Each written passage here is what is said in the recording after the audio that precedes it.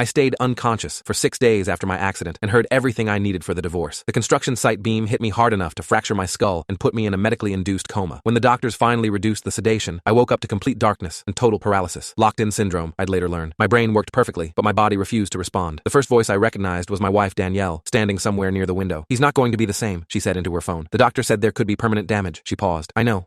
We just have to be patient. The settlement from the company will be substantial." I tried to move, to speak, to do anything. Nothing worked. "I'll call you tonight when the kids are asleep," she whispered. "Love you too." She hung up and came to hold my hand like nothing happened. My best friend of 20 years, Corey, showed up the next afternoon. We'd been inseparable since college, stood in each other's weddings, built our families side by side. He sat in the chair next to my bed and let out a long breath. "Man, I'm sorry," he said quietly. "I never wanted it to happen like this." He was silent for a while before his phone buzzed. "Hey baby," he answered. "Baby." "Yeah, he's still out. Doctors aren't sure when he'll wake up. If he wakes up," my chest tightened, but the monitors stayed steady. "We should wait at least a year before going public. People will talk." He laughed softly. "I know you're tired of hiding. Me too. But think about the kids." He stood up and looked down at my motionless body. 18 months, that's all. Then we can finally stop pretending. He left, and I spent the next 3 hours trying to make my fingers move. Day 3 brought Danielle again, this time with her sister Michelle. They talked about my condition like I was already dead. "The life insurance policy is $2 million, Danielle said casually. "Plus, whatever the lawsuit brings in. Corey thinks we could get another 3 from the construction company." Michelle whistled low. "And he really has no idea about you two?" Danielle laughed. "He thinks Corey is his best friend. Never questioned all those business trips or late meetings." She walked closer to my bed. "Honestly, the affair has been going on so long I forget what it was like before." Michelle asked about the house, the retirement accounts, the vacation property. Danielle had answers for everything. She'd been planning this for years. I'd just been too blind to see it. On day 4,